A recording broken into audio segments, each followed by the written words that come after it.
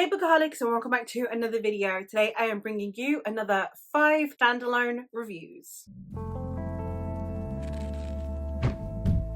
I have been doing so many series reviews over on my channel that I have really been neglecting my standalones, and since I have been reading more and more of them recently, I have decided to compile them into lists based on vibes, at least all of my backdated ones. Hopefully eventually I'll be able to catch up with my reading, and then I will be able to actually just give you 5 standalone reviews as and when I read them. However, for the time being, I'm just basing it on vibes so it's easy for you to find. And today we're going to be discussing some of my 5 horror standalones that I have read. The first one that I am going to talk about is more of a Gothic vibe, as you will see by the title, but that is Mexican Gothic by Silvia Moreno Garcia. And this is a standalone that is set in Mexico City, and in it we are following a young woman whose cousin has recently gotten married. She's very close with her cousin, so her cousin has moved in with her new husband. All seems well, and initially she's getting letters from her cousin where everything is super nice, until she starts getting letters that are talking about her having these fears.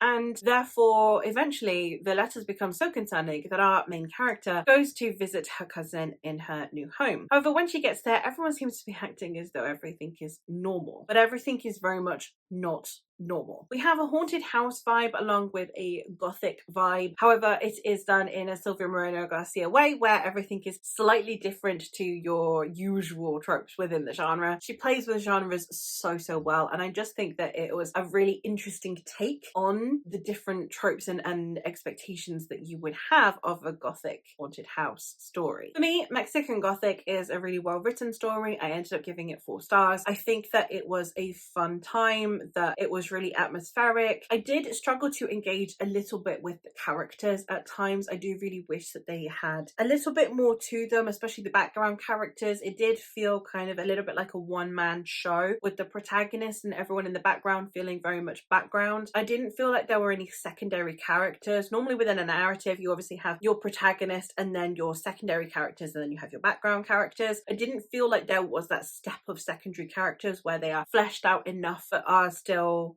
you know, nowhere near as fleshed out as the protagonist. And then you have your background characters that are less important and therefore less is known about them and it doesn't matter. I did feel like there was a very sizable gap in between the amount of information that we get from the protagonist versus everyone else in the background feeling just all like background characters, like extras, which was a shame. There was no supporting cast going on here. It was protagonist and extras alone. So that was a shame, but the rest of it I think were done really well. Again, the writing is absolutely stellar. I always love Silvia Moreno Garcia's writing style, and the plot was very intriguing, very compelling, and the most important thing that you can ask for from a Gothic novel being the vibes and the atmosphere, which were absolutely top tier. So therefore, for the most part, a good book. It was very engaging. I would highly recommend. Again, I just would have liked a little bit more depth with some of the periphery characters. Another book with very Gothic vibes that I very much enjoyed, ended up giving 4 stars, is The House of Hunger by Alexis Henderson. The House of Hunger is a story in which we are following a young woman who comes from nothing. She's very poor, her brother is constantly in debt, and she's worked herself to the bone and she's really tired of it. So she decides that she wants to become one of the maids to the House of Hunger, which basically means that in exchange for her giving her blood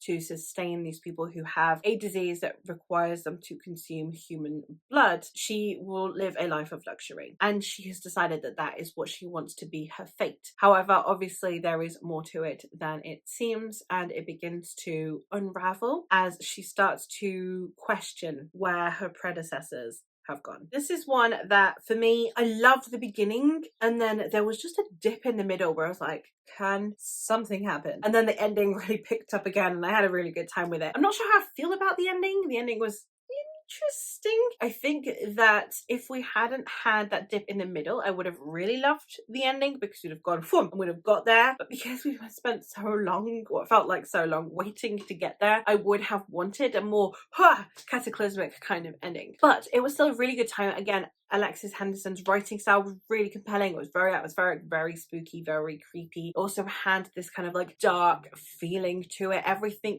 felt slightly eerie. Everything felt like there was danger just around the corner. You had these characters that you could really, really trust and really love, while at the same time be wary of and not know exactly where you stand with them, because you feel like everything is so slightly off. The ones you trust are the ones you're most suspicious of at the same time. All of that was handled really, really well. We have a polyamory, sapphic stuff going on in here in a really erotic way without it being outright erotica. It just had this very much like you get from older vampire stories, where there's this layer of tension and a layer of intimacy and this provocative nature, this physical closeness that is almost more erotic and more alluring than just if they were having full-blown sex. And I really, really appreciated that as well within the story. So again, another one that I would definitely highly recommend if you're wanting to look into the vampire sphere, but with a very different take and a very different vibe and a very interesting choice of narrative for it. I think it was really well done and really innovative. It's just one that I think the pacing was slightly off enough for me to not be able to give it the 5 stars, but it was still very, very intriguing.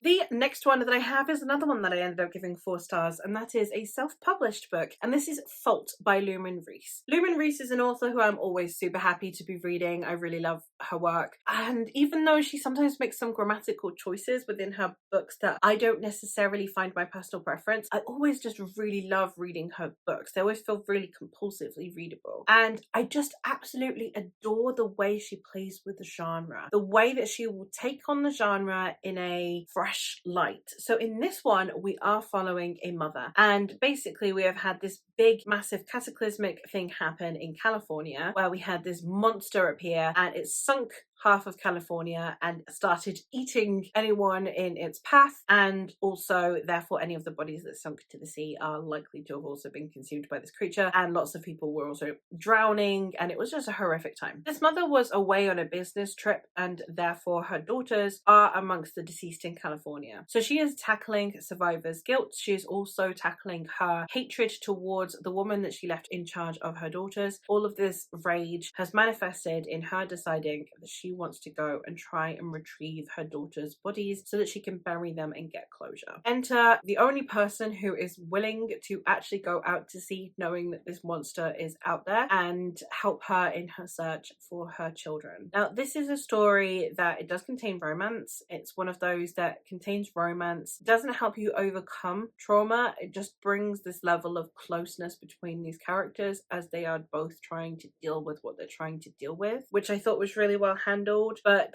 any book that discusses motherhood, and especially in a more difficult light that isn't being a mummy the absolute best thing, I think is really powerful and I really appreciate. Self-pub is generally just really underappreciated, so I'm fairly certain that this will probably be the book on here that you have least heard about. And if you want a different take on monster fiction, and if you want a very nuanced and arguably very difficult take on motherhood, then I would highly recommend checking this out. Now we're going to go get into the 5 stars. However, the first one I'm going to talk about is The Hollow Places by T. Kingfisher. This is another haunted house style story, and in it we are following Cara, who has recently divorced and had to move back to her hometown. However, nothing sounds worse than having to move in with her mother, so when her beloved uncle decides to let her live in his museum of curiosities, she accepts wholeheartedly. She grew up in this museum. She kept going there all of the time when she was a child, and some of these curiosities are her absolute favorite things in the world. So she decides that she's going to, live in her uncle's museum. She'll help out at the ticket office. It will be a good place for her to start up a new life. However, when her uncle ends up needing to go into hospital and she is left in charge of